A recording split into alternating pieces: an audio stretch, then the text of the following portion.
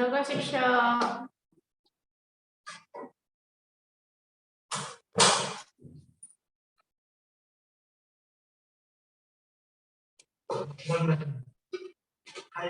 Yuk.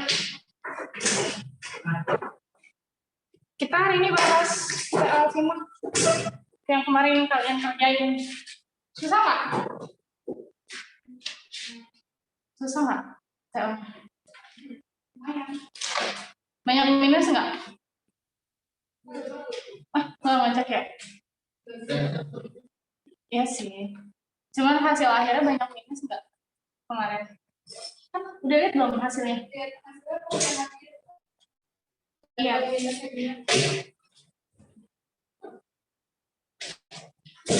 Tapi kalian lebih banyak ngerjain atau ngasal?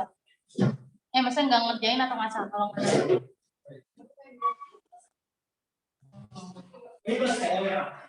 Iya. Gimana kemarin namanya? Gampang. Pesan yang TO kemarin simak atau UTBK yang kalian menjalani? UTBK aslinya? Itu aslinya Oh gitu, bagus ya.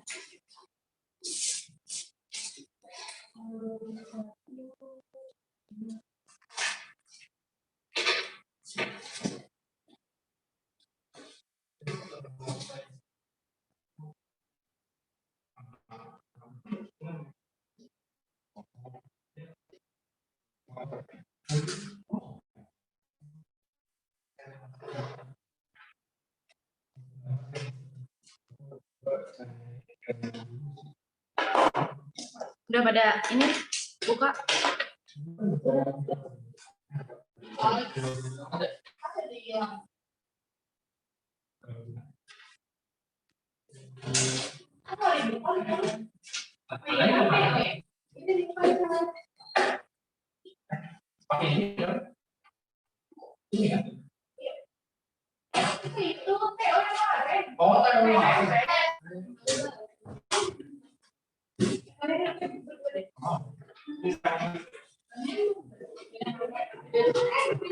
Sebelum kami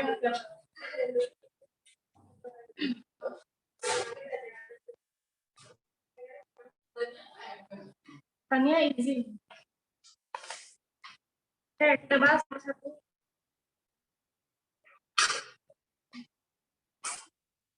Oh iya, udah ada ini tuh yang mau ngapain? Ya ada, silakan ngapain. Mas kalian.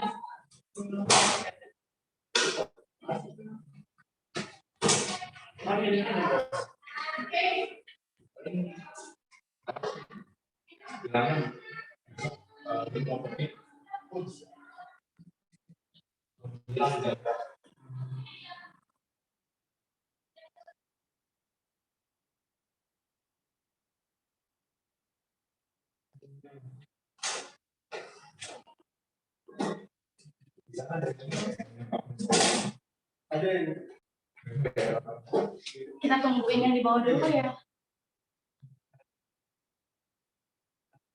Sambil kalian baca-baca dulu. Sudah banget.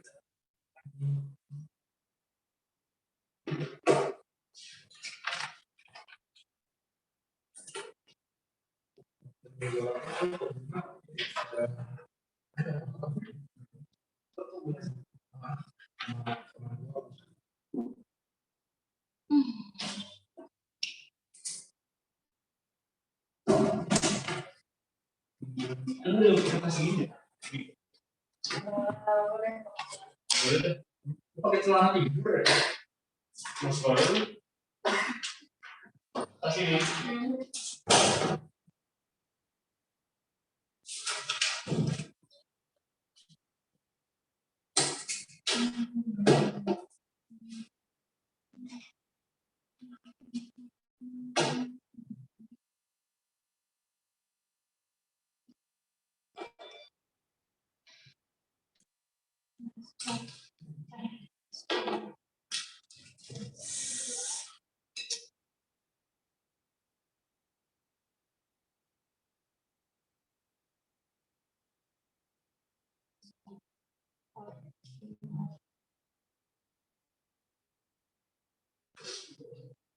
Kalian baca dulu paragrafnya tentang gotong royong.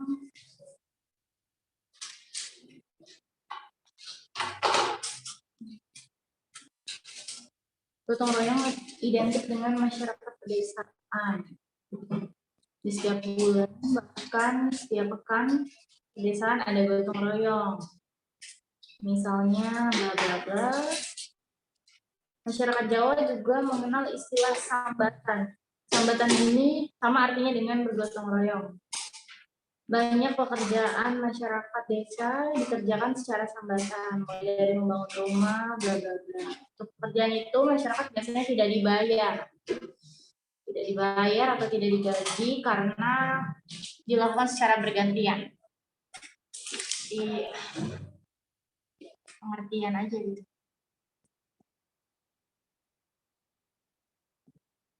Makanya kalau di desa pernikahan tuh nggak pakai info, nggak pakai WO. Di masyarakat kota untuk pekerjaan-pekerjaan seperti itu banyak yang tidak lagi sambatan karena mereka biasanya memilih mempekerjakan orang seperti acara pernikahan yang disediakan media organizer, membangun rumah. Oke, pertanyaannya, gotong royong di pedesaan seperti pernyataan di atas dipengaruhi oleh apa?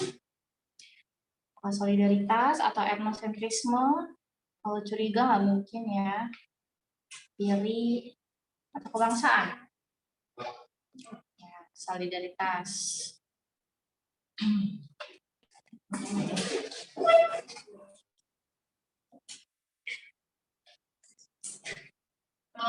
Kalau gotong royong ini dia masuknya ke solidaritas mekanik organik atau paguyuban Patembayan? Hah?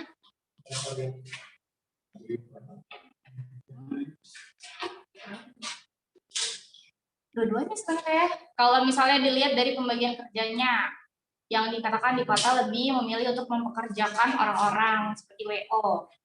Itu berarti solidaritasnya menandakan di desa memiliki solidaritas apa? Kan di desa nggak pakai WO nih, pakainya siapa aja gitu. Bahkan bisa jadi kepala desa dia ikut ngebantuin gotong royong gitu.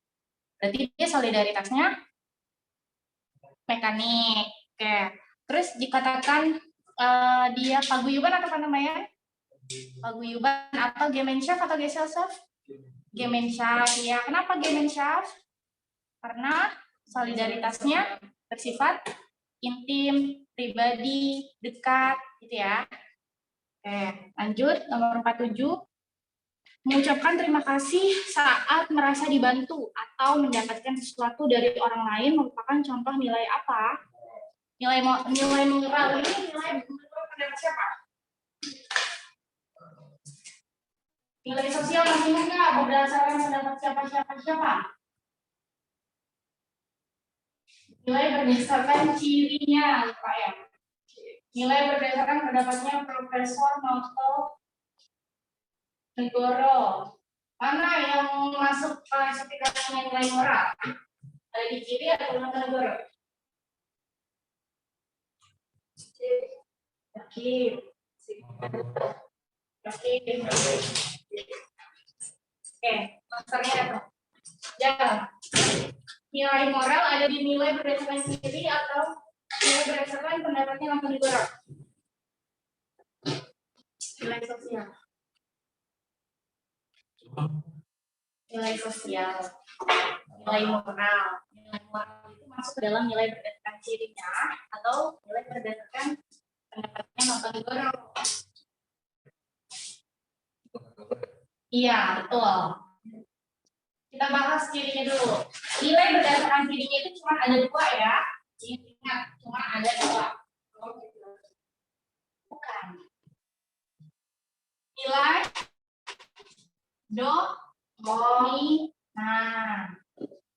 dominant value. Apa itu dominant value? Apa? Dianggap apa? Nggak penting. Gimana? Oh iya, nilai yang dianggap penting oleh banyak orang. Tapi sebenarnya nilai itu penting nggak? Penting, tapi nggak urgent gitu ya. Jadi dia sifatnya tuh bukan sesuatu yang vital atau urgent, tapi dia dianggap penting, diutamakan, diprioritaskan oleh sebagian besar orang. Contohnya, nilai yang diprioritaskan dan dianggap penting oleh sebagian besar. Jadi dia sifatnya kolektif. Kebanyakan orang menjunjung tinggi nilai-nilai ini. Contoh. Ya, betul. Contohnya kayak orang naik haji. Kenapa naik haji masuk dominan value? Padahal kan itu salah satu rukun. Kenapa? Bukan. Karena Islam menjadikan naik haji itu sebagai rukun yang kelima, alias hanya wajib bagi yang mampu. Berarti orang yang nggak mampu itu nggak wajib. Tapi banyak nggak sih orang-orang yang nggak mampu untuk naik haji? Banyak ya. Bahkan kita pernah baca berita atau kisah-kisah tentang pemulung, tukang bubur dan lain sebagainya yang mereka memperjuangkan untuk bisa naik haji walaupun harus 60 tahun. Berarti naik haji menjadi sebuah nilai dominan walaupun tidak wajib bagi kalangan tertentu. Terus contoh lainnya? Ya, yang lain. Umroh termasuk. Terus apa lagi? Selain ibadah. Enggak. Sukses gimana? Sukses kan luas. Pendidikan juga termasuk nilai dominan ya.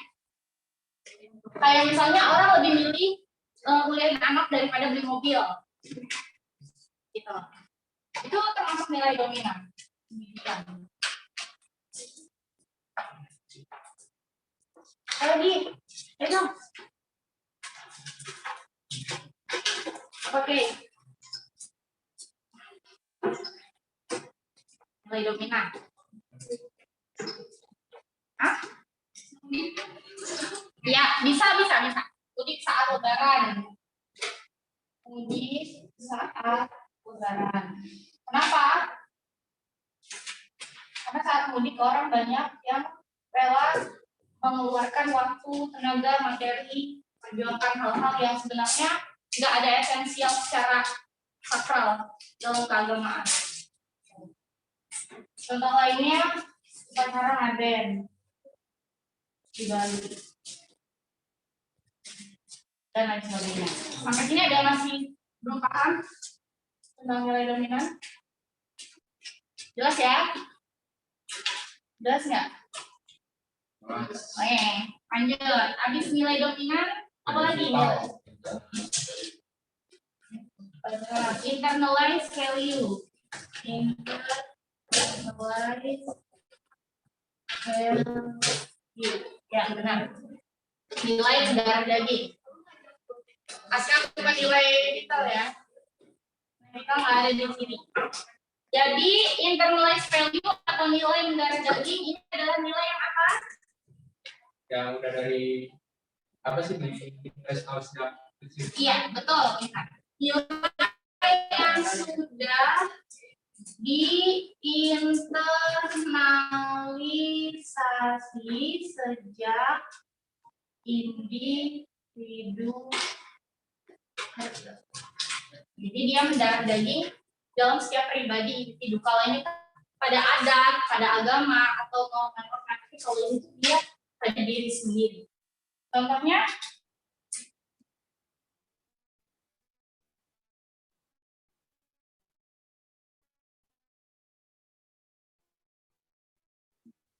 budaya patriarki, anak-anak atau anak yang lebih muda panggil orang yang lebih tua itu harus ada sebutan Kak, Mbak, Bu, Pak gitu kan. Tapi kalau di beberapa negara lain mungkin mereka sebut nama aja biasa gitu. Itu kan berarti suatu nilai yang sudah mendarah daging berkaitan dengan hierarki. kesopanan. Terus nilai-nilai patriarki. Patriarki itu apa? Yang bapak jadi kepala Jadi kepala keluarga. Gimana? Budaya patriarki menghasilkan nilai-nilai yang mengutamakan laki-laki di atas perempuan dalam berbagai aspek. Di mana kadang hak-hak perempuan itu dikesampingkan, perempuan itu disubordinasi atau dimarginalisasi oleh masyarakat. Kenapa? Karena budaya patriarki yang sudah mendarah di diri setiap individu. Jadi, mengutamakan laki-laki dan buat perempuan tersubordinasi. Nah, sebenarnya budaya patriarki ini nantinya menghasilkan nilai-nilai negara daging lainnya, kayak misalnya laki-laki ketika dia mau menikah, minimal dia harus sudah punya rumah, kerja tetap, penghasilan sekian. Sedangkan perempuan nilai negara dagingnya ketika dia ingin menikah, minimal dia harus sudah bisa masak dan lain sebagainya. Padahal sebenarnya peran-peran itu belum harus spesifik sama gender, bisa aja dibalik. Harusnya kalau secara objektif gitu. Tapi budaya patriarki melahirkan stereotip, pandangan seperti itu. Nah, jelas? Ada yang mesti enggak? Nah, itu tadi kan nilai berdasarkan cirinya. Jadi jangan lupa lagi ya, nilai berdasarkan ciri cuma ada dua, dominant value dan internalized value. Yang kedua ada nilai berdasarkan pendapatnya Profesor Dr. Noto. Nah, kalau yang ini ada tiga, ada apa aja? Betul. Nilai vital. Apa itu nilai vital? Ingat? Namanya vital. Vital itu apa? Kayak pakaian. Penting. Ya, vital itu sesuatu yang penting. Kayak organ vital, organ yang penting. Sama, nilai vital adalah nilai yang sangat penting. Kalau tadi dominant value itu dianggap penting, berarti kan cuma anggapan. Sedangkan kalau nilai vital, ini adalah nilai yang memang benar-benar penting. Nilai yang sangat penting, sehingga pemenuhannya wajib, betul. Tidak bisa digantikan dengan nilai lain.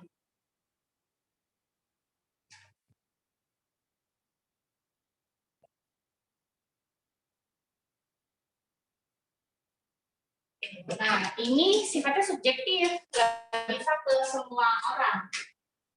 Misalnya, traktor bagi siapa? Pembajak, bawah, petani. Terus misalnya bisa komputer, bagi tenaga, IT, dan sebagainya. Sifatnya sangat subjektif.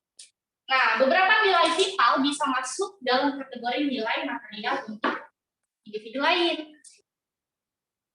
Oke, ya. Ini adalah nilai yang dipenuhi untuk kebutuhan jasmani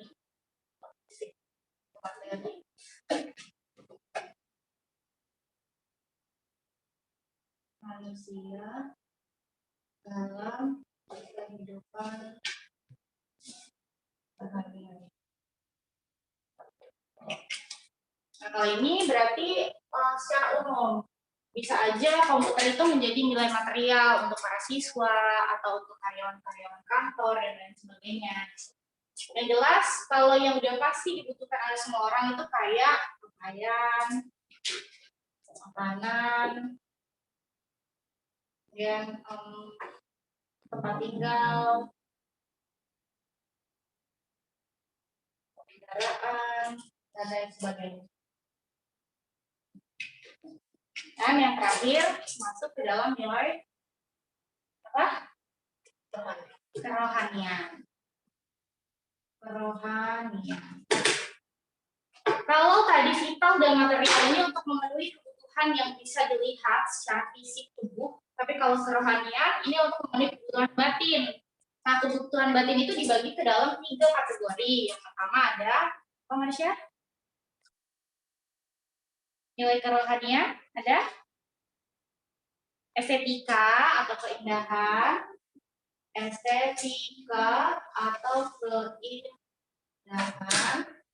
ini yang nanti membuat selera orang tuh beda-beda. Kayak ada yang lebih suka kayak cewek-cewek gue, cewek-cewek banget. Nah, itu kan keindahan ya, estetika. Lebih suka warna gelap, warna terang, atau warna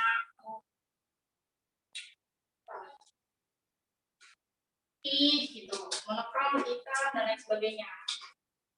Estetika ini sebenarnya yang paling terkira ya, bisa dikategorikan sebagai nilai yang menentukan harga jual atau harga diri atau kelas sosial. Karena kayak pemenuhan kebutuhan sehari-hari kayak kalian beli sepatu, jam tangan, dan lain sebagainya. Kalau kalian mementingkan nilai estetika dan nilai estetika kalian tinggi, itu kan nanti menentukan kelas sosial kalian di masyarakat. Terus tentang apa namanya, dia juga menentukan nilai rekreasi. Kayak kalian suka jalan-jalannya kemana dan lain sebagainya dalam memilih sesuatu. Terus selain estetika apa lagi? Iya, kepercayaan, keyakinan, atau kebenaran. Sama aja ya. Biasanya kalau di soal dia nanti ada antara 3 kata itu sama. Kebenaran, keyakinan, atau kepercayaan. Ini bukan tentang Tuhan aja, tapi tentang baik buruk, benar salah. Kayak misalnya, Pak Jali menganggap bahwa dia marah sama orang gara-gara disenggol, itu sesuatu yang benar. Tapi orang yang nyenggol pun merasa dia nggak bersalah karena dia nggak sengaja. Hal-hal yang berkaitan dengan kepercayaan dan keyakinan dalam diri itu adalah nilai kebenaran, keyakinan, dan kepercayaan. Atau misalnya yang suka keluar di studi kasus itu kayak seorang hakim menentukan putusan pada narapidana, itu juga masuk ke dalam nilai kebenaran. Atau misalnya seorang individu tidak mempercayai adanya Tuhan, atau misalnya seorang individu meyakini agama A adalah yang terbaik, itu juga masuk ke dalam 3 kategori. Jelas ya? Lanjut yang terakhir, apa lagi? Yang ada di soal tadi? Moral. Oke. Ini yang nantinya menentukan sikap standar kesopanan kita di masyarakat. Yang memberikan label kita adalah anak baik, anak yang nakal, dan lain sebagainya. Itu tentang nilai sosial. Mengucapkan terima kasih saat merasa dibantu atau mendapatkan sesuatu dari orang lain, merupakan contoh nilai moral. Walaupun di situ ada nilai kerohanian, tapi nilai moral lebih spesifik. Kalau misalnya nggak ada opsi nilai moral, kalian bisa pilih nilai kerohanian. Gitu ya. Oke, lanjut. Nomor 48, nomor 3.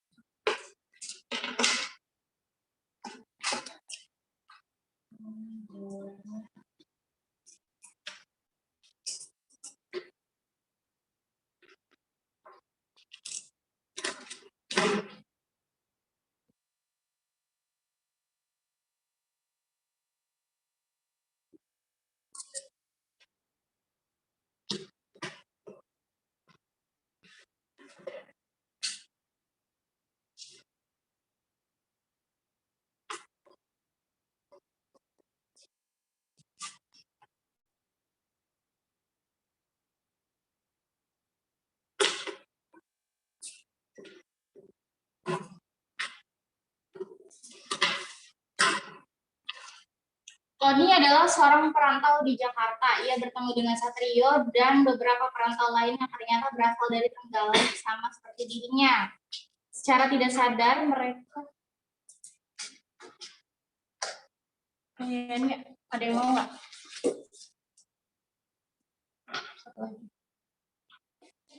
Ada yang mau?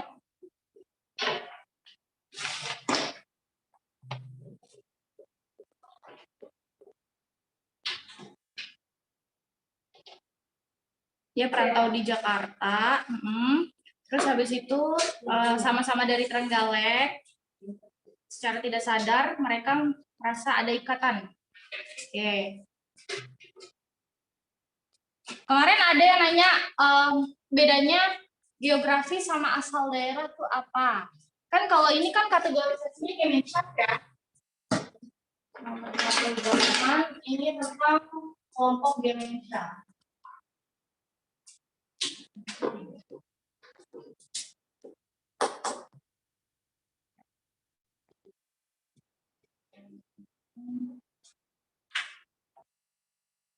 Nah,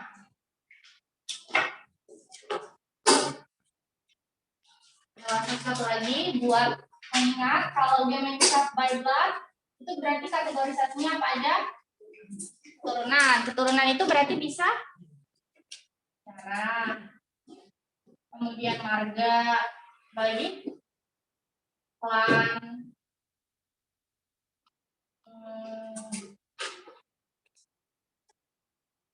keluarga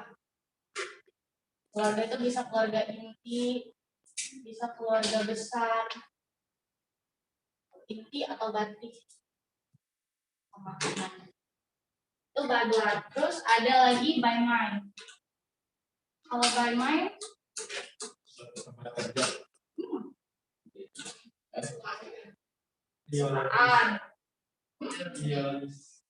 Ideologis. Oh, ideologis ya. Nah, kayak misalnya tadi Mia jawab apa?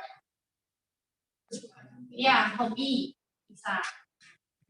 Hobi atau minat. Terus Husen bilang ideologi. Terus kesamaan nasib juga bisa ya. Kesamaan nasib. Terus apa lagi ya? Main-main, pola pikir, sefrekuensi gitu. Kesamaan, pola. Ya, kayak misalnya pertemanan orang sefrekuensi bisa jadi sahabat, nah itu dari Kemensak by mind. Terus yang terakhir ada Kemensak by place. Nah, by place ini ada dua, mereka yang masih bingung. Apa bedanya geografi sama asal usul daerah? Jadi kalau yang asal usul daerah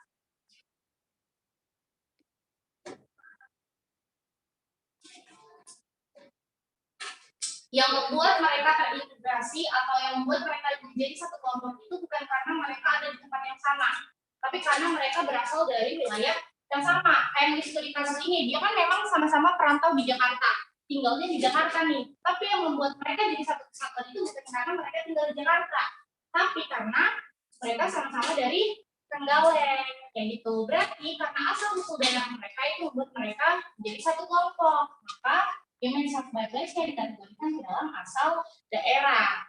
Terus kalau yang geografis gimana? Kalau yang geografis gimana ya? Tempat tinggal?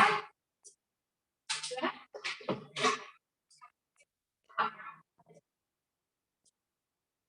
Pelajar di luar negeri. Itu tadi asal usul daerah. Kalau geografis itu kayak misalnya tempat tinggal. Kayak di lingkungan RT ada iya, pertemanan, iya, persaudaraan antar tetangga, gitu, perkumpulan antar tetangga yang dekat, gitu. Ya, kayak di desa. Kayak di desa walaupun misalnya mereka enggak saudaraan, tapi karena tinggalnya deketan, hubungannya jadi intim. Nah, itu berarti geografis. Jadi poinnya yang membuat mereka terintegrasi karena mereka sedang berada di tempat yang sama, bukan karena mereka berasal dari tempat yang sama. Gitu. Jadi nomor 3, 48 jawabannya yang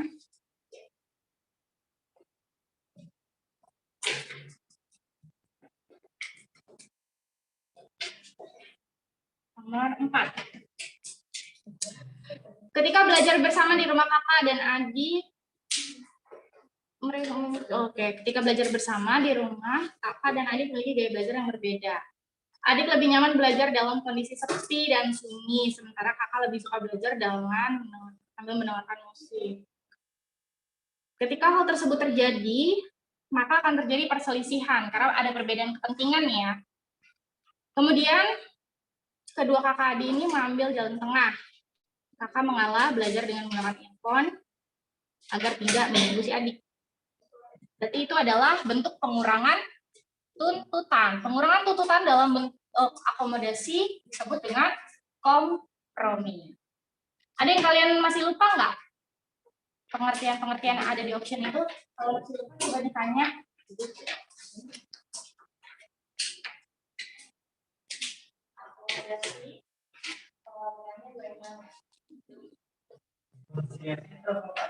Konsiliasi adalah bentuk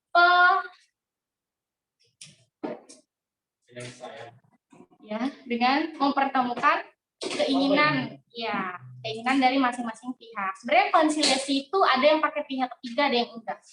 Tapi dari beda. Kalau mediasi dia pihak ketiganya tidak memberikan output apapun, jadi netral.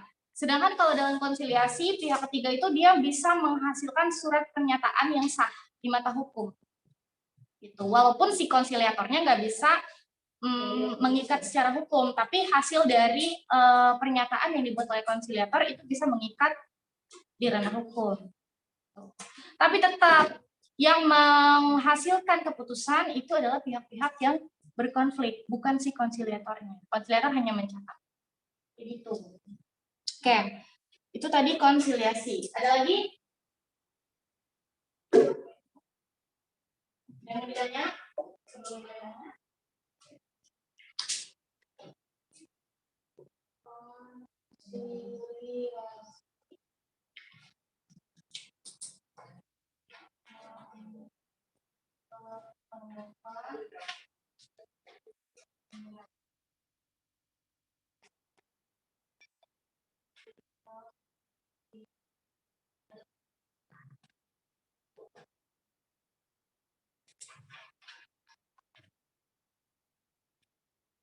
Arbitrasi apa? Ya. Pengambilan keputusan oleh pihak ketiga. Siapa yang bisa jadi pihak ketiga dalam arbitrasi? Siapa aja? Siapa aja?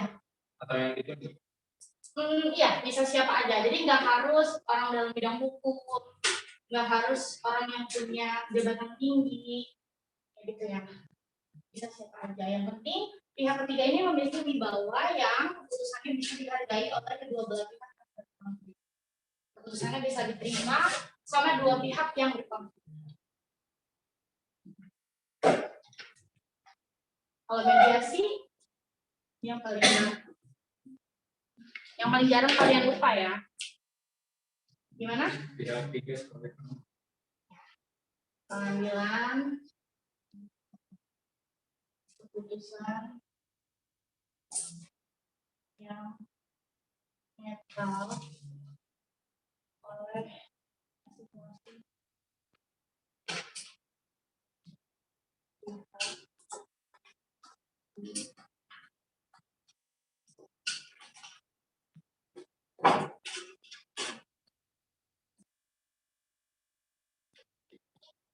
Jadi pihak ketiganya ini hanya memandu, menasehati, membimbing. Kalau adjudikasi, jalur hukum, ya. Jadi kalau misalnya udah pakai adjudikasi itu pasti antara masalah pidana atau perdata, karena dia menggunakan sidang pengadilan. Jalur hukum.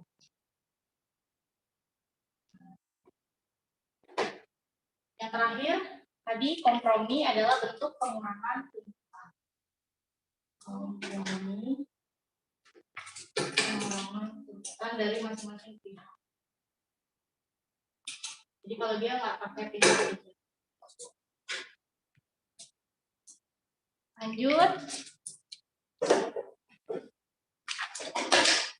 Dari artikel tersebut dapat diketahui bahwa tinggi rendahnya lapisan sosial masyarakat Toraja disebabkan oleh apa?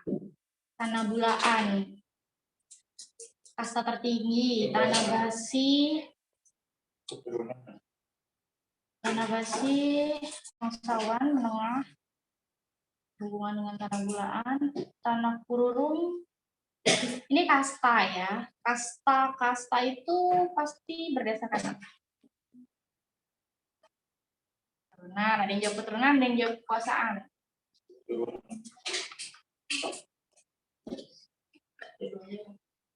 Enggak dong, salah satu aja.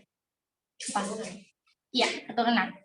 Karena kekuasaan nggak mungkin diperoleh sama si tanah bulaan kalau dia bukan terlahir dari keturunan itu. Dan kasta itu nggak bisa dipilih, nggak bisa diraih dengan prestasi, nggak bisa diraih dengan kerja keras. Jadi itu sesuatu yang paten dan nggak bisa diubah. Berarti benar. Masih ingat cara memperoleh status sosial ada berapa? Active, ascribe, assign. Cara memperoleh, kita sambil ngetik lagi aja ya. Keturunan. Kok keturunan? Kekuasaan.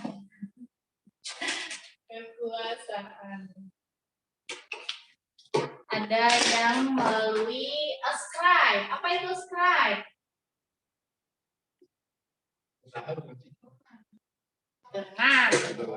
Ya, ascribe adalah status atau kekuasaan yang diperoleh dari keturunan. Kayak kasta, bangsawan, jadi seorang raja, ratu, pangeran, dan lain sebagainya. Terus, apa lagi? Achieve atau sign dulu deh. Sign status apa?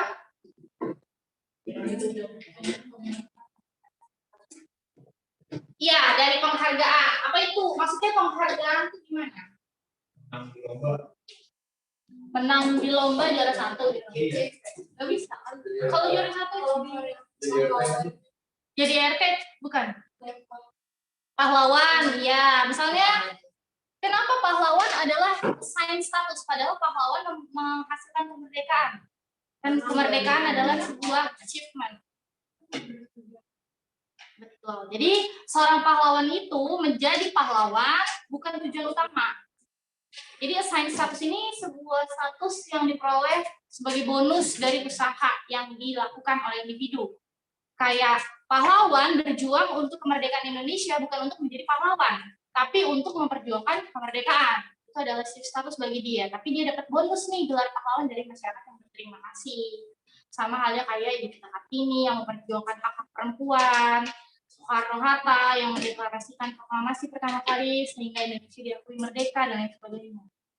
Nah, terus kayak contoh lainnya apa selain gelar pahlawan? Dari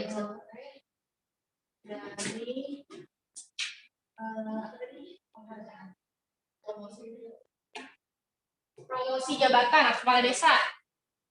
Enggak. Kepala desa, jabatan itu bukan bonus. Itu adalah pencapaian. Kayak gitu. Gampangnya ngebedain assign sama shift tuh biasanya assign status adalah status yang diperoleh seumur hidup. Sedangkan shift status tuh ada masa kadaluarsa.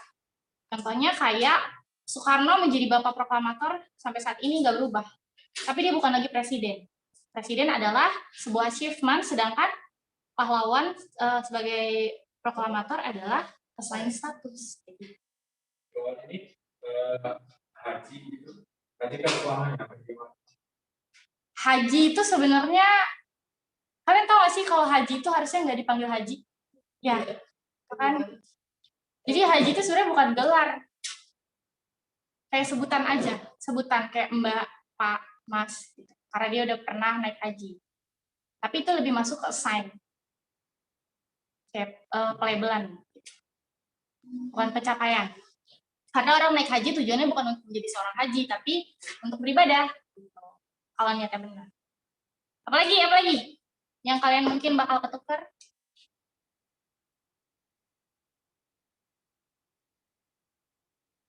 Nggak semua achievement ada kadaluarsanya, tapi kebanyakan iya.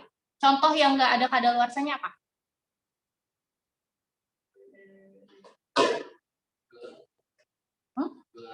Gelar apa? Iya, betul. Gelar sarjana, magister, profesor, itu adalah achievement yang berlaku seumur hidup. Gitu. Tapi kalau jabatan-jabatan, pekerjaan, profesi, itu sementara. Oke, jadi kita langsung lanjut.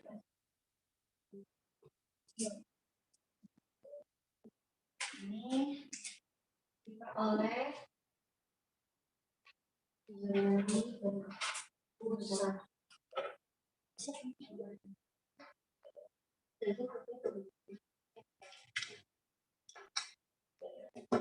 nomor 50.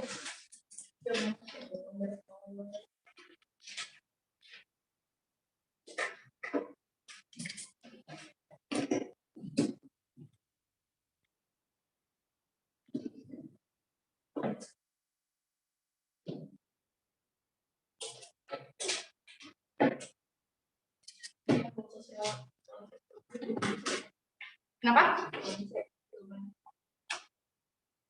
Cek kenapa?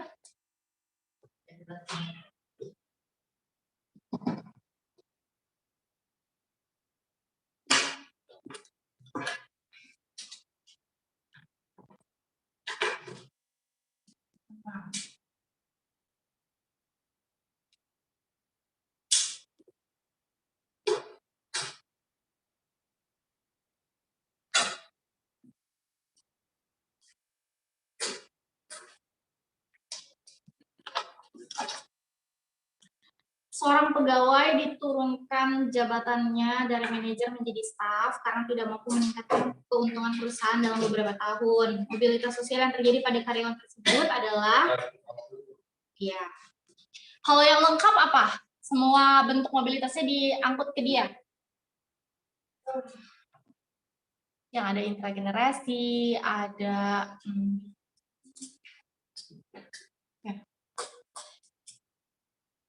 intra antar dan lain sebagainya. Ya, seorang pegawai mengalami mobilitas intragenerasi vertikal turun. Gitu. Nah. Oh iya, sifat mobilitas itu cuma ada dua ya. Kan selama ini kita selalu langsung bahas ke bentuk mobilitas. Bentuk mobilitas kan ada 4.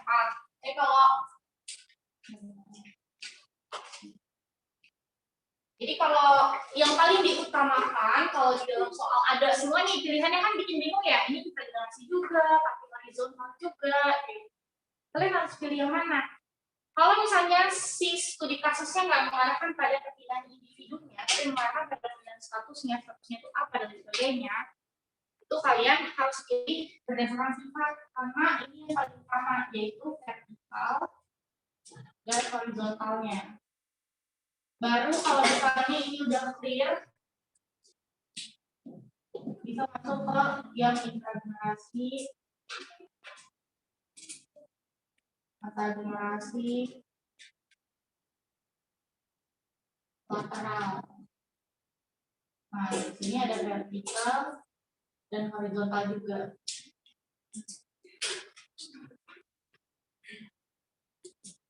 Kadang tuh yang suka bikin bingung, dia ada perpindahan lateral, tapi dia juga horizontal. Mana yang harus diutamakan? Horizontalnya. Itu ya. Apa sih perpindahan lateral? Mobilitas lateral?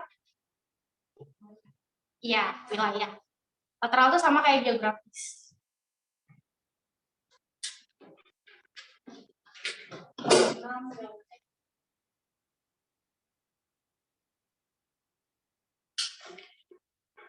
Terdapat beberapa kasus yang berhubungan dengan primordialisme, kecuali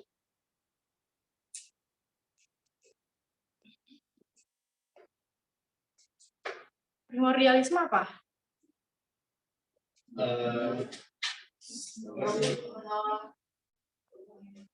Menolak perubahan, vested interest. Ini yang apa sih kayak rasa negaranya? Itu chauvinis. Budaya. Itu etnosentris. Oh, yang dibuat dari kecil ya? Gimana? Oh, kayak misalnya Sama ada juga maksudnya. Iya, primordialisme itu berkaitan dengan adat, berkaitan dengan agama, berkaitan dengan bangsa, berkaitan dengan ras, semuanya dia general. Nah, jadi primordialisme adalah akar dari lahirnya etnosentrisme, chauvinisme, fanatisme. Ya, jadi apa makna dari primordialisme? Primordialisme bisa menghasilkan hal-hal lain.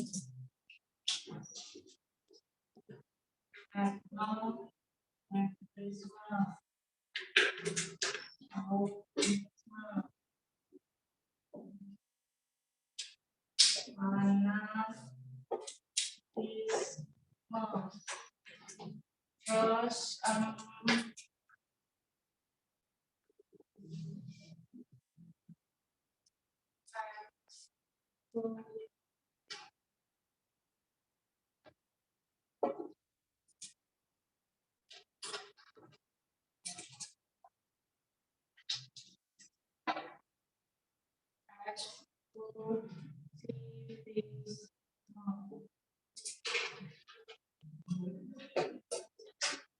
makna dari primordialisme sendiri.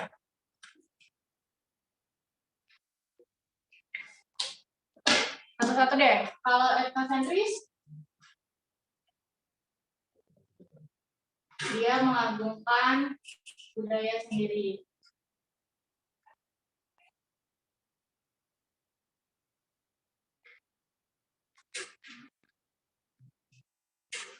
Terus kalau chauvinis, ya. Kalau fanatis, ya,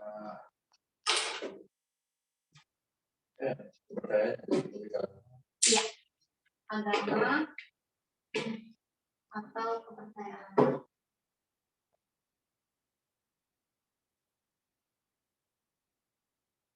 Kalau eksklusif,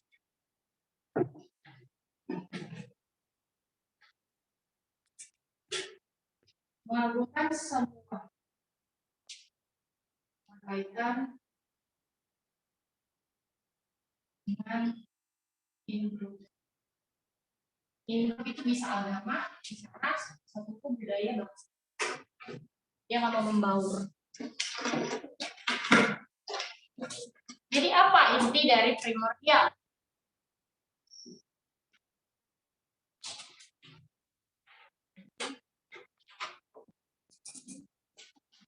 Primordial adalah maknanya? Enggak, makna dari primordialisme.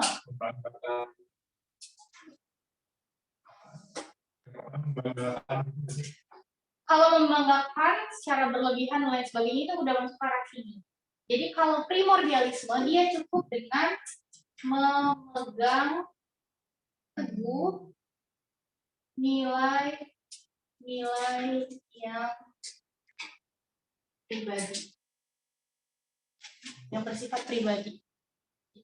Jadi primordial belum tentu etnosentris, belum tentu chauvinis, belum tentu fanatis, belum tentu eksklusif. Tapi primordial bisa menghasilkan atau bisa berpotensi melahirkan sifat-sifat atau sikap-sikap seperti ini. Contoh nyata dari primordialisme adalah ketika kalian tetap rajin ibadah walaupun kalian ada di lingkungan orang-orang yang nggak pernah beribadah. Kenapa? Karena kalian udah menanamkan dalam diri kalian bahwa ibadah adalah kebutuhan. Kewajiban dan kebutuhan. Jadi walaupun kalian ada di sekeliling orang-orang yang nggak beribadah, kalian tetap beribadah. Kalian tetap berhijab meskipun teman-temannya nggak berhijab. Atau kalian tetap nggak berhijab meskipun teman-temannya berhijab. Karena itu tergantung dengan nilai-nilai primordial yang diajarkan dari lingkungan sejak kita kecil. Selamat malam. Terutama yang membentuk nilai primordialisme adalah keluarga, suku, dan agama. Jadi 3 fondasi utama yang menghasilkan nilai primordial adalah apa? Keluarga, suku, dan agama. Makanya suka ada stereotip orang Padang pelit. Bisa. Enggak, maksudnya kan. Kenapa begitu? Karena ada ini, orang-orang Padang itu punya nilai primordialisme, misalnya dia harus memperhitungkan pengeluaran sedetail mungkin. Dari kecil udah diajarin kayak gitu. Jadi mau nggak mau jadi kayak gitu. Jelas ya? Jadi nilai primordialisme bisa berpotensi melahirkan stereotip juga. Nah, beberapa kasus yang berhubungan dengan primordialisme kecuali apa? Kalau gerakan separatisme, iya nggak? Kenapa? Kenapa GAM, OPM, RMS bisa berkaitan dengan primordialisme? OPM, suku. GAM, agama. RMS apa? Republik. Apa ya? Apa? Ya, berarti budaya ya. Ya, gerakan separatisme itu berkaitan dengan primordialisme. Terus adanya ISIS yang mengatasnamakan agama Islam, apalagi ya agama Nazi, bangsa Arya, Chauvinis, budaya sungkem, Jawa. Oke, jadi jawabannya rasa curiga terhadap orang lain. Rasa curiga adalah sikap skeptis. Itu ada pada masyarakat modern. Bertentangan sama primordial. Kalau primordial justru bukan. Lanjut, nomor 52 berarti jawabannya P.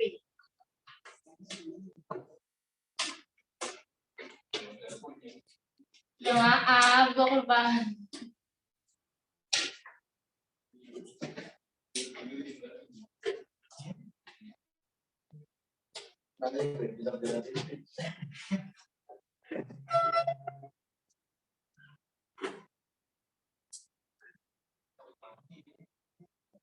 Mati umur 27.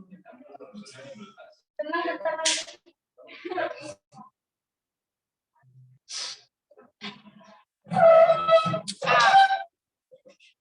Catat.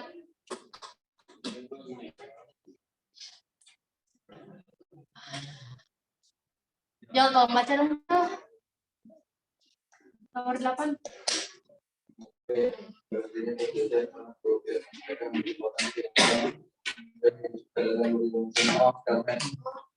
Anjay, kenapa stalemate? Jadi poin utama dari stalemate adalah adanya kesadaran dari masing-masing pihak bahwa mereka memiliki kekuatan yang seimbang. Jadinya ya udah mundur aja gitu, daripada sama-sama jatuh. Kalau majority rule voting, iya. Kayak kita pemilihan presiden gitu ya.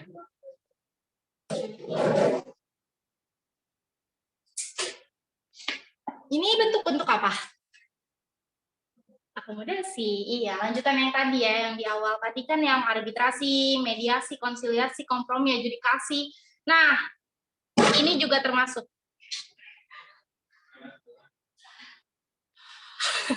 Apa itu koersi?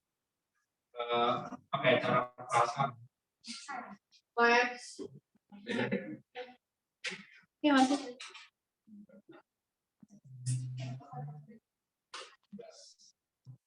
Kasih gue satu contoh akomodasi koersi yang pernah kalian lakukan atau pernah kalian lihat.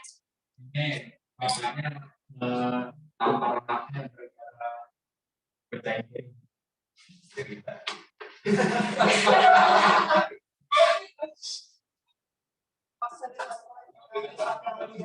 Sebenarnya gini ya.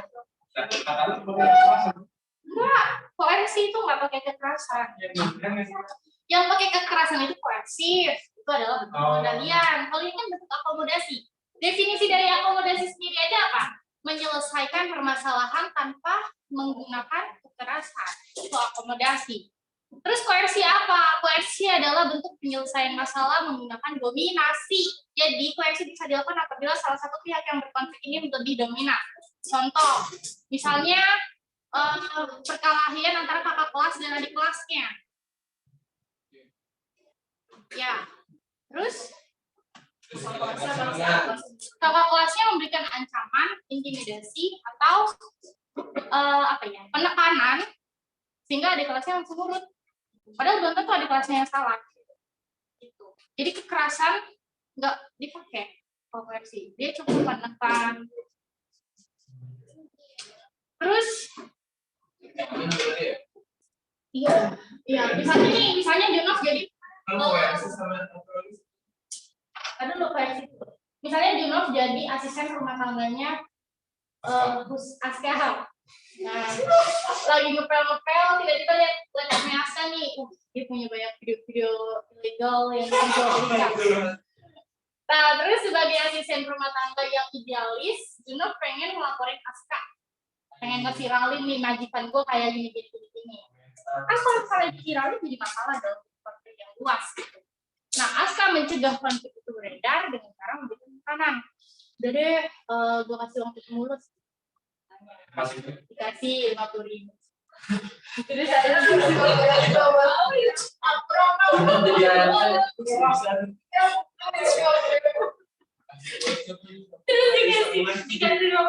deh, akhirnya nggak jadi dibongkar. Itu bisa yang cara baik-baik tuh ya, misalnya dengan memberikan kompensasi. Bisa juga pakai ancaman. Kalau lu mau nge-viralin gue nanti gue yang bakal nuntut lu dan lain sebagainya. Itu koersi kayak gitu. Jadi bentuk berbeda. Koersi sama represi. Beda. Represif itu pengendalian sosial. Ini bentuk akomodasi. Represif adalah sifat pengendalian sosial. Preventif sifat pengendalian sosial. Bangun dulu. Gak ada lawan ini akomodasi. Dia gak ada lawan. Stalemate apa? Stalemate apa? Setara ya. Ceasefire apa sih? Ceasefire itu yang gencatan senjata. Iya, biasanya kalau menahan perang gitu ya. Oke, dah bisa lah ini mas.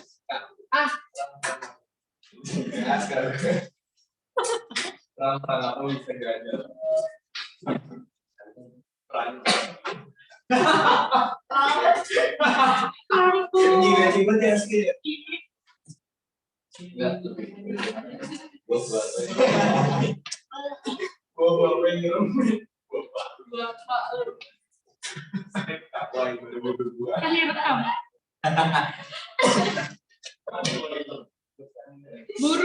Burung gagak. Ini apa nih?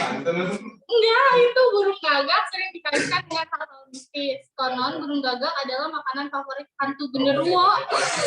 Jujur nih baru tahu. Udah.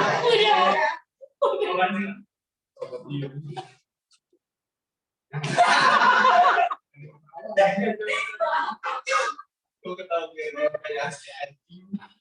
Dia juga diem.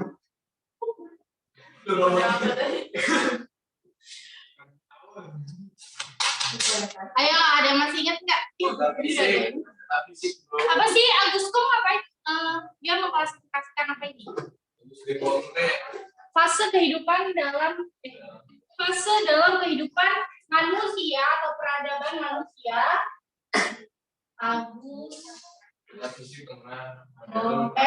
Teologi. Kan dulu ini sering keluar ya. Jadi jangan sampai nanti kalian lupa. Augusto mengklasifikasikan sebuah hukum 3 tahap dalam apa? Dalam proses evaluasi peradaban manusia. Evolusi peradaban manusia. Oke. Yang pertama, manusia yang hidup di zaman teologis. Pada masa teologis, semua hal dalam kehidupan manusia dijelaskan dalam penjabaran yang Sihir. gaib. Iya, sihir. Jalan-jalan nabi itu teologis ya. Berarti kalau saja ya. Nah, Berarti Nabi. Enggak. Iya dong, kan zaman Nabi cerita-ceritanya logis tuh. Nah, ya, itu belajar mental. Iya. Nabi Musa bisa mengubah tongkatnya menjadi ular. Logis nggak? Kan terjadi. Ya, anggaplah terjadi. Karena kan teori. Kita nggak bisa membuktikan secara ilmiah. Terus Nabi Muhammad membelah bulan. Iya. Gimana sih itu? Iya ya. Itu kan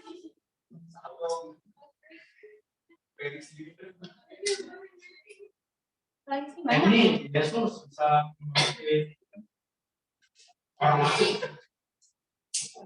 Ya. Itu tahu malah kayak Iya. Mitologi Yunani kan semua juga. Juga nabi ya. Apa sih cerita Nabi? Cerita Nabi yang kayak benar. Sebenarnya membelah bulan juga benar. Semua cerita Nabi tuh nggak ada yang logis. Itu namanya mukjizat. Iya. Emang iya. belas lautan. Berbau sihir, semua berbau hal-hal gaib, non empiris. Kalau ada Nabi di zaman sekarang, orang harus Pas gak? apanya kan? Adanya malaikat. Kalau disamakan ada yang lebih disamakan. Ada tumpahnya bukan yang baru. Ya ada. Tumpah ada. Ya, jadi tahap biologis adalah tahap di mana segala fenomena dijelaskan dengan hal irasional atau gaib. Kayak misalnya kaum Nabi Nuh ya, yang di sapu lautan karena homoseksual. Nabi Lut deh ya. Kalau Nabi Nuh kan apa ya? Oh, Ayu yang sakit mulu. Nah, bener. Kan dia orang sabar, penyabar, diuji dengan skenario. Kita Iya. Metafisik. Jadi kalau metafisik dia udah mulai mengenal pengetahuan-pengetahuan ilmiah. Kalian tahu nggak sih siapa orang yang pertama kali menjadi pusat pembuatan waktu jam? Kenapa pagi hari dimulai dari jam 12?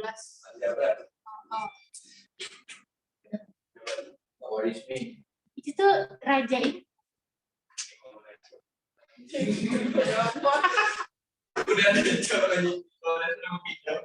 Raja Namrud ya. Pernah baca. Iya. Jadi itu dia orang yang pertama kali membuat berhala. Kenapa banyak orang membuat berhala? Itu pas di zaman kerajaan dia menunjukkan kemewahan, kemegahan dan kehebasan dia dalam wujud berhala. Dia orang yang pertama kali menentukan waktu itu dibuat dari berhala. Tapi itu ada di masa teologis loh. Nah, jadi ilmu yang ada di sini dirancang menghasilkan kehidupan baru, peradaban baru, yaitu metafisika atau metafisik, di mana seorang udah mulai mengenal ilmu pengetahuan, tapi dia masih tetap percaya dengan hal-hal gaib.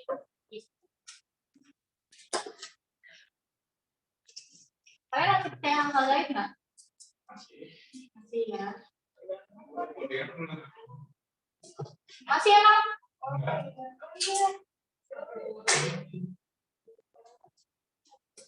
Siapa yang belum percaya hal gaib? Kalau Gaib kan banyak semua. Kalau bisa percaya ini sih apa namanya? Bantuan Allah itu kalau ini Iya. berarti itu masih percaya. Lu beragama itu berarti masih metafisik. Percaya Tuhan itu masih metafisik. Tuhan kan nggak ada wujud. Yesus Itu kan ah, itu kan ini replika apa sih namanya? Interpretasi aja. Karena nggak ada yang tahu wajah aslinya Yesus. Sapi. Tapi kan sapi bukan sapi yang disembah. Nggak semua dewa ada di dalam tubuh sapi. Ada yang nggak percaya Tuhan tapi takut setan. Banyak kan? Uji nyali nggak berani, tapi nggak percaya Tuhan. Semua yang gaib tidak terlihat, bukan hanya hal-hal yang negatif. Ya saya percaya kisah Nabi kan juga termasuk percaya gaib. Tapi kalau biasanya kalau dalam studi kasus itu dia ngasih pernyataan tuh kayak seorang pejabat, tapi dia masih punya guru spiritual. Aku suka ke dukun, kayak gitu. Ya, kayak gitu ya. Itu metafisik. Biasanya studi kasusnya kayak gitu. Terus kalau yang terakhir itu tahap positivity. Ini tahap yang benar-benar pure ilmiah. Segala fenomena dijelaskan secara ilmiah. Jadi nanti di sini cerita-cerita yang tidak ada pembuktian secara empiris enggak alami. Tapi sebenarnya untuk saat ini di abad sekarang kita belum sampai mencapai tahap positif seluruhnya ya. Tapi ada beberapa negara yang udah mulai iya. Kayak negara apa contohnya? Prancis, Rusia, masih negara Eropa sih kebanyakan. Kalau Amerika mereka masih kayak mistis.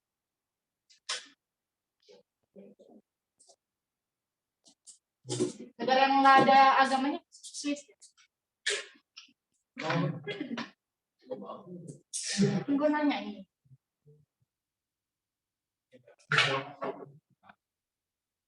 Nomor berapa lagi? 10.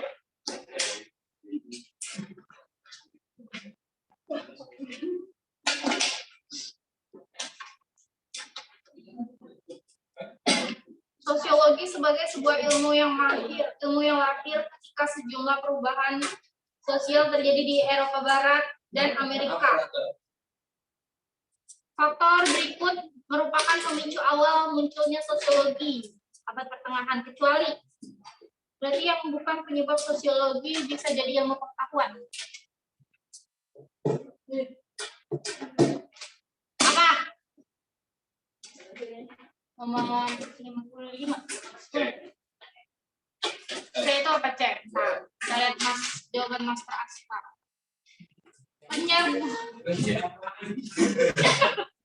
Oh, lu ngasal. Kecewa sih gue. Jawabannya E. Peningkatan pengaruh agama. Entok. Ini istilah. Entok kan binatang. Binatang. Kok binatang?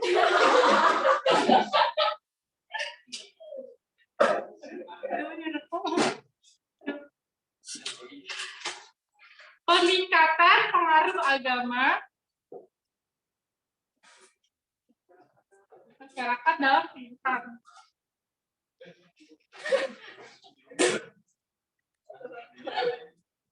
Kenapa? Kenapa?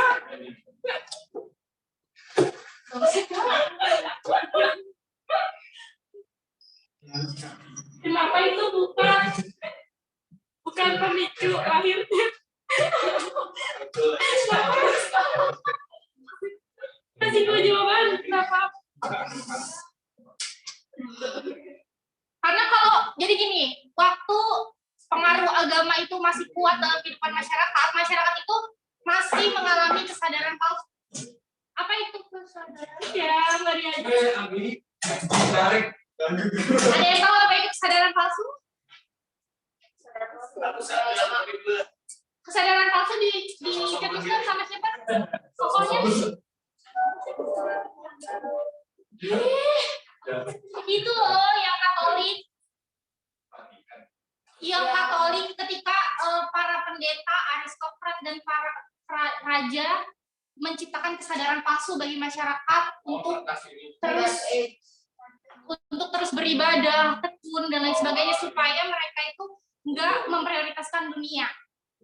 Jadi semakin banyak beribadah, nggak usah kaya di dunia, yang penting nanti kita kaya di akhirat. Nah dari situ para buruh, orang-orang yang berada dalam kelas proletar itu fokus hidupnya sama beribadah, beribadah dan beribadah. Jadi mereka nggak menyadari kalau mereka tuh sedang dieksploitasi, bahkan sampai teralienasi dalam dirinya sendiri.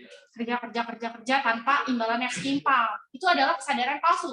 Nah, lunturnya kepercayaan agama dalam masyarakat menghasilkan sebuah fenomena besar yang disebut dengan revolusi Prancis. Kayak gitu. Makanya kan pada saat revolusi Prancis, para pendeta, aristokrat, dan raja-raja itu dilengsarkan. Ya. Jadi jawabannya ya. Presiden bisa dengan kan pernah. Berikut hal yang A apa tuh? Munculnya buku Adam Smith dari judul turunan sistem feodal kemudian masuknya sistem kapitalisme. Sistem kapitalisme berarti mengalahkan feodalisme. Muncullah revolusi Prancis dan revolusi industri. Jadi A juga memberikan dampak.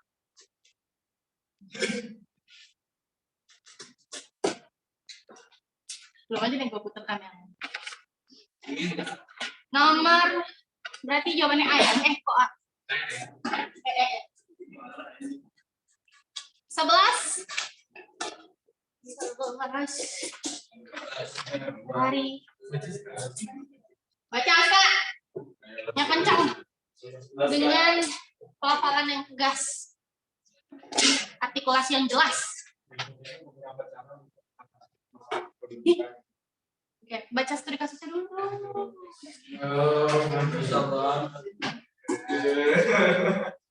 Baca studi kasus. Indonesia merupakan negara dengan tingkat keparahan penduduk. Ya, lanjut. Merupakan sumber tertinggi pembangunan.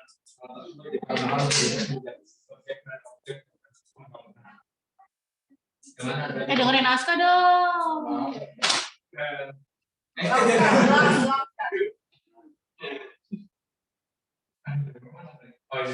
Ya salting.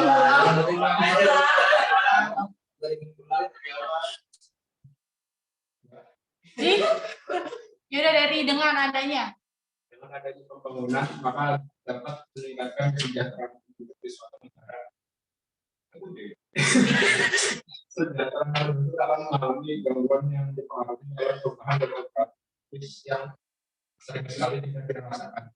Masalah pendudukan bisa berupa kepadatan penduduk, pemerataan penduduk yang tidak rata, ledakan penduduk, dan lain sebagainya. Berarti yang ditanyakan cara mengatasi permasalahan berkaitan dengan Masya Allah. Membandingkan proses Yang lain yang percaya. mengatasi fisik dari buat fisik. Tapi takut pocong kan lu? Mau nggak? Takut kan lu? Kata-kata ini yang suatu tapi sekitar tapi dia boleh tahu. Kita buat aja ya sebenarnya. Ini juga. Jadi dia kayak gitu nggak? Bentar ya guys, lagi azan. Terbatin agak kurang. Formalin.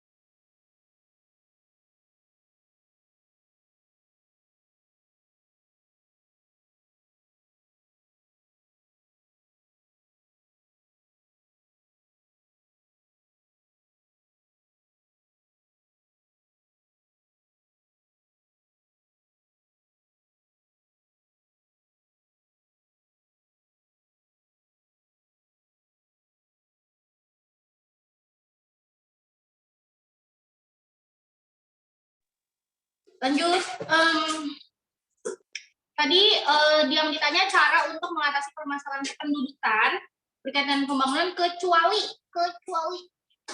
kependudukan aja udah nggak ada berkaitan sama pendidikan ya. Pendidikan kan demokrasi, berarti kaitannya sama transmigrasi atau migrasi dari satu wilayah ke wilayah lain, dan peningkatan jumlah penduduk, peningkatan jumlah kematian dan lain sebagainya.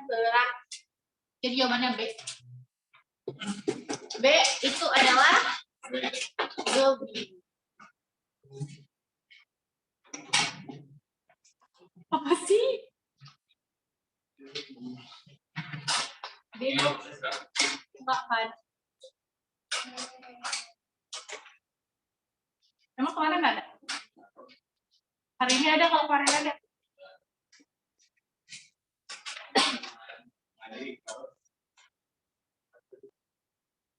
Seorang, nah, tentang tindakan sosial, jangan ada yang salah lagi.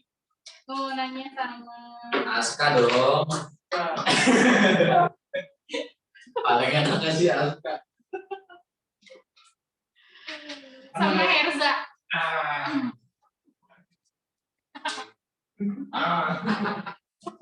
Eja. Seorang menangis ketika mendengar lagu. Tindakan yang dilakukan secara spontan.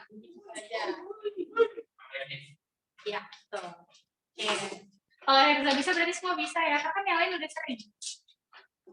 Udah ini. Udah ada yang lupa lagi nggak? Tindakan berorientasi norma apa?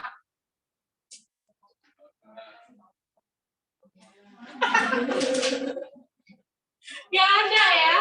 Tindakan sosial nggak ada yang berorientasi pada norma, adanya berorientasi pada nilai. Jadi ada afektif, berorientasi nilai, tradisional, dan rasional. Rasional apa?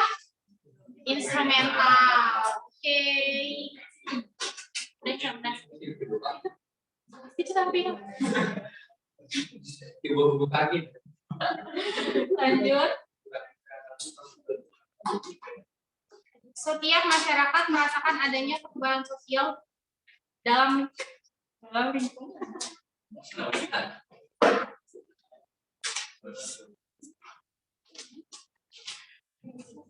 Setiap masyarakat merasakan adanya perubahan sosial dalam lingkungannya, baik itu berjalan cepat atau lambat, betul atau salah? Iya, orang Baduy aja berubah ya. Jadi betul. Bener dong. Hah? Orang Baduy aja mengalami perubahan. Kok bawa apa sih? Kan gue bilang orang Baduy mengalami perubahan. Sekarang mereka udah mengenal teknologi, udah mau mulai keluar dari wilayahnya. Enggak juga sih. Tapi kalian pernah datang Baduy lewat nggak? Pernah. Kayak gimana? Oh iya. Madu. Oh, dia yang jalan-jalan jualan, bukan yang pergi. Dia jualan. Jadi, ya enggak dong, Baduy kan cuma di Indonesia. Suka aborigin. Dia pakai ini. Beneran. Orang Baduy itu biasanya pakai baju hitam, ada ikat kepala. Enggak. Baju hitam, ikat kepala, terus dia nggak pakai sendal. Kalau kayak dia jualan. Iya. Pasca. Atau nggak pakai sepatu. Nyeker. Hah? Iya kan enggak dong. Ada Jordan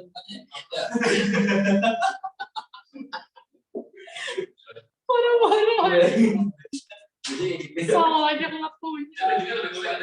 Enggak, bajunya bagus. Cuma ya. Bajunya cuma kayak gitu doang. Iya, lebih hitam banget. Ada. Terus kayak pakai bawahan ini. Kayak itu bajunya dipakai Air Jordan warna yang mana terang, yang warna oranye atau warna merah. Itu lagi apa? Gayanya anjay. Oke, jadi pernyataan pertama benar, pernyataan kedua, perubahan berjalan terus-menerus tanpa henti. Ya, sampai kiamat. Berhubungan nggak? Iya, berhubungan. Lanjut, terakhir enggak? 59. Jadi ini A. 13 sama 13? Enggak, bukan Anto. Iya, Bobby. 59. Ah ya. 13. Oke. Ini A juga berarti ya. 13 Anto, 14 dan 15. 14 teori kritik mengkritik argumen utama positivisme yang menyatakan bahwa dunia diatur seperangkat hukum sosial yang bersifat pasti layaknya hukum alam. Benar atau salah? Betul. Contohnya kayak kapitalisme mengatur kehidupan kita ya secara pasti. Kalau nggak kuat ya udah kena seleksi alam. Contoh seleksi alam di kapitalisme, era kapitalisme apa? Contoh seleksi alam di era kapitalisme. Iya. Jadi kaum marginal. Iya, gitu. Oke, pernyataan pertama benar. Pernyataan kedua, teori kritis mengkritik sosiologi sebagai cabang ilmu yang terlalu fokus pada metodologi. Sehingga merupakan tujuan utama adalah ya, tuh. B, tidak berhubungan. Di bawah ini yang merupakan fungsi norma sosial. Fungsi dari norma sosial adalah alat menentukan kelas, mengarahkan tingkah laku, memberikan dorongan untuk menjalankan peran dan kerjasama. Oke, siap pertanyaan enggak? Poin 3. Oke. Memberikan dorongan bagi individu untuk menjalankan peran sosial, fungsi norma. Itu kan adalah aturan-aturan. Ya. Dengan adanya peran-peran itu kan tanggung jawab. Misalnya, kalian sebagai pelajar, kalian pasti mengikuti norma dong. Nggak mungkin kalian sebagai pelajar, khususnya di Indonesia, apalagi kalau sekolahnya negeri, pakai rambutnya warna-warni. Terus, karena ada norma yang mengatur pelajar untuk tidak berbuat seperti itu. Kayak gitu. Jadi norma itu sebenarnya kadang subjektif. Setiap peran beda.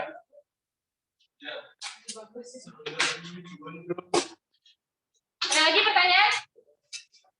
Nggak ada? Oke. Oke, thank you. Buat yang di rumah, ada yang mau ditanya nggak? Kalau nggak ada, kita cukupkan kelas hari ini. Terima kasih. Assalamualaikum.